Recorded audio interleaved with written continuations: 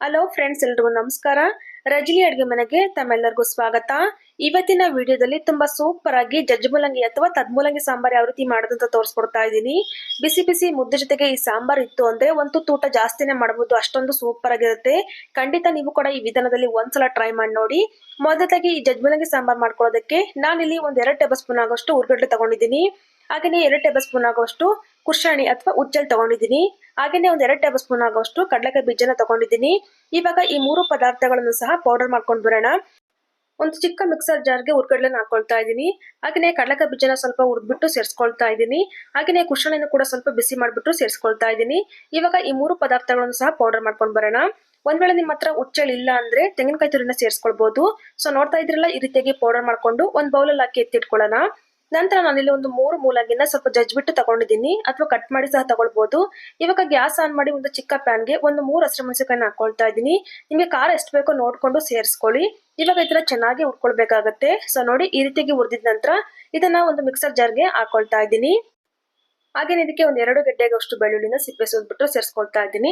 ನಂತರ ಇದಕ್ಕೆ 1 tea spoon ಅಷ್ಟು ಜೀರಿಗೆನ ಹಾಕೊಳ್ತಾ ಇದ್ದೀನಿ. ಹಾಗೇನೆ ನಾವು ಅವಾಗಲೇ ಪೌಡರ್ ಮಾಡಿ ಇಟ್ಕೊಂಡಿದ್ವಲ್ಲ, ಹುರ್ಗಡ್ಲೆ, ಕಡಲೆಕಾಯಿ ಬೀಜ, ಹುಚ್ಚೆಳ್ಳು, ಆ ಪೌಡರ್ನ ಸೇರಿಸ್ಕೊಳ್ತಾ ಇದ್ದೀನಿ. ಈ ಪೌಡರ್ ನೀವು ಜಾಸ್ತಿ ಮಾಡಿಟ್ಕೊಂಡ್ರೆ ಯಾವುದೇ ತರದ ಪಲ್ಯಗಳು ಮಾಡಿದಾಗ ಯೂಸ್ ಮಾಡ್ಕೊಳ್ಬಹುದು, ಟೇಸ್ಟ್ ತುಂಬಾ ಚೆನ್ನಾಗಿ ಬರುತ್ತೆ. ನಂತರ ನಾನಿಲ್ಲಿ ಒಂದು ನಿಂಬೆಹಣ್ಣು ಗಾತ್ರಷ್ಟು ಹುಣಸೆ ಹಣ್ಣನ್ನ ನೀರಲ್ಲಿ ನೆನೆಸ್ಬಿಟ್ಟು ಸೇರಿಸ್ಕೊಳ್ತಾ ಇದ್ದೀನಿ. ಇವಾಗ ಇದಕ್ಕೆ ಸ್ವಲ್ಪ ನೀರನ್ನ ಸೇರಿಸ್ಕೊಂಡು ನುಣ್ಣಗೆ ರುಬ್ಕೊಂಡು ಬರೋಣ. ನೋಡಿ, ಈ ರೀತಿಯಾಗಿ ರುಬ್ಕೊಂಡ ನಂತರ ಇವಾಗ ನಾನಿಲ್ಲಿ ಸ್ವಲ್ಪ ಕೊತ್ತಂಬರಿ ಸೊಪ್ಪನ್ನ ಹಾಕೊಳ್ತಾ ಇದ್ದೀನಿ. ನಂತರ ನಾವು ಜಜ್ಜಿಟ್ಕೊಂಡಿದ್ವಲ್ಲ ಮೂಲಂಗಿನ ಸೇರಿಸ್ಕೊಂಡು ಜಸ್ಟ್ ಆನ್ ಆಫ್ ಮಾಡ್ಕೊಂಡು ರುಬ್ಕೊಳ್ಬೇಕು. ಮಸಾಲೆ ತರ ನುಣ್ಣಗೆ ರುಬ್ಕೊಳ್ಳೋದಕ್ಕೆ ಹೋಗ್ಬಾರ್ದು.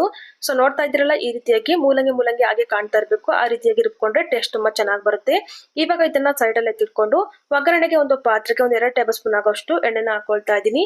ಎಣ್ಣೆ ಸ್ವಲ್ಪ ಬಿಸಿ ಆಗ್ತಾ ಇದ್ದಂಗೆ ಸ್ವಲ್ಪ ಸಾಸಿವೆನ ಹಾಕೊಳ್ಳೋಣ. ಸಾಸಿವೆ ಚೆನ್ನಾಗಿ ಸೇರಿದ ನಂತರ ಒಂದ್ 2 ಮೀಡಿಯಂ ಸೈಜ್ ಈರುಳ್ಳಿನ ಸ್ವಲ್ಪ ದಪ್ಪ ದಪ್ಪ ಕಟ್ ಮಾಡಿ ಸೇರಿಸ್ತಾ ಇದ್ದೀನಿ. ಜೊತೆಗೆ ಸ್ವಲ್ಪ ಕರಿಬೇವನ್ನ ಸೇರಿಸ್ಕೊಂಡು ಫ್ರೈ ಮಾಡ್ಕೊಳ್ಳೋಣ. ಈರುಳ್ಳಿನ ನಾವು ಜಾಸ್ತಿಯಾಗಿ ಫ್ರೈ ಮಾಡ್ಕೊಳ್ಳೋದಕ್ಕೆ ಹೋಗ್ಬಾರ್ದು, ಒಂದ್ ಅರ್ಧ ಭಾಗ ಬೆಂದ್ರೆ ಸಾಕಾಗುತ್ತೆ. ಸೊ ನೋಡ್ತಾ ಇದ್ದೀರಲ್ಲ, ಇಷ್ಟ ಆದ್ರೆ ಸಾಕು. ಇವಾಗ ನಾನು ಗ್ಯಾಸ್ ಅನ್ನ ಆಫ್ ಮಾಡ್ಕೊಂಡು ರುಬ್ಬಿಟ್ಕೊಂಡಿದ್ವಲ್ಲ ಆ ಮಸಾಲಾನ ಸೇರಿಸ್ಕೊಳ್ತಾ ಇದ್ದೀನಿ.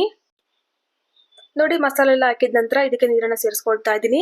ಸಾಂಬಾರ್ ಯಾವ್ದಕ್ ಬೇಕೋ ನೋಡ್ಕೊಂಡು ನೀರನ್ನ ಸೇರಿಸ್ಕೊಳ್ಳಿ. ತುಂಬಾ ತೆಳುವಾಗಿ ಮಾಡ್ಕೊಳ್ಳೋದಕ್ಕೆ ಹೋಗ್ಬಾರ್ದು, ಸ್ವಲ್ಪ ಗಟ್ಟಿಯಾಗಿ ನೀರ್ ಬೇಕು. ಇವಾಗ ಇದಕ್ಕೆ ರುಚಿಗೆ ತಕ್ಕಷ್ಟು ಉಪ್ಪನ್ನ ಸೇರಿಸ್ಕೊಂಡು ಚೆನ್ನಾಗಿ ಒಂದ್ಸಲ ಮಿಕ್ಸ್ ಮಾಡ್ಕೊಂಡ್ರೆ ಆಯ್ತು. ತುಂಬಾ ಸೂಪರ್ ಆಗಿರ್ತಕ್ಕಂಥ ಜಜ್ ಮೂಲಂಗಿ, ಅದನ್ನ ನಮ್ ಕಡೆ ತದ್ಮೂಲಂಗಿ ಸಾಂಬಾರ್ ಅಂತ ಕರಿತೀವಿ, ರೆಡಿ ಆಗುತ್ತೆ. ಒಂದೊತ್ತಿನ ಸಾಂಬಾರು ಮುದ್ದೆ ಜೊತೆಗಂತೂ ತುಂಬಾನೇ ಸೂಪರ್ ಆಗಿರುತ್ತೆ. ಖಂಡಿತ ನೀವು ಕೂಡ ಒಂದ್ಸಲ ಟ್ರೈ ಮಾಡಿ ಹೇಗಿತ್ತು ಅಂತ ಕಮೆಂಟ್ ಮೂಲಕ ತಿಳಿಸಬಹುದು. ಇವಾಗ ನಾನು ಈ ಸಾಂಬಾರ್ನ ಬಿಸಿ ಬಿಸಿ ಮುದ್ದೆ ಜೊತೆಗೆ ಸರ್ವ್ ಮಾಡಿ ತೋರಿಸ್ತಾ ಇದ್ದೀನಿ, ನೋಡಬಹುದು. ತುಂಬಾನೇ ಸೂಪರ್ ಆಗಿರುತ್ತೆ. ಖಂಡಿತ ಈ ವಿಧಾನದಲ್ಲಿ ಒಂದ್ಸಲ ಟ್ರೈ ಮಾಡಿ ನೋಡಿ. ಹಾಗೆ ಇವತ್ತಿನ ವಿಡಿಯೋ ನಿಮಗೆ ಸ್ವಲ್ಪ ಇಷ್ಟ ಆಗಿದ್ರೆ ಲೈಕ್ ಮಾಡಿ, ಫ್ರೆಂಡ್ಸ್ ಅಂಡ್ ಫ್ಯಾಮಿಲಿ ಜೊತೆ ಶೇರ್ ಮಾಡಿ. ಇನ್ನು ಕೂಡ ನಮ್ಮ ಚಾನಲ್ ಸಬ್ಸ್ಕ್ರೈಬ್ ಮಾಡ್ಕೊಳ್ದೆ ನೋಡ್ತಾ ಇದ್ರೆ ಪ್ಲೀಸ್ ಸಬ್ಸ್ಕ್ರೈಬ್ ಮಾಡ್ಕೊಂಡು ಪಕ್ಕದಲ್ಲಿ ಕಾಣ್ತಕ್ಕಂಥ ಬೆಲ್ ಐಕನ್ ಪ್ರೆಸ್ ಮಾಡಿ ಆಲ್ ನ ಆಪ್ಷನ್ ಸೆಲೆಕ್ಟ್ ಮಾಡಿ. ಮತ್ತೊಂದು ಹೊಸ ರೆಸಿಪಿಯೊಂದಿಗೆ ಸಿಗ್ತೀನಿ. ಅಲ್ಲಿಯವರೆಗೂ ಧನ್ಯವಾದಗಳು.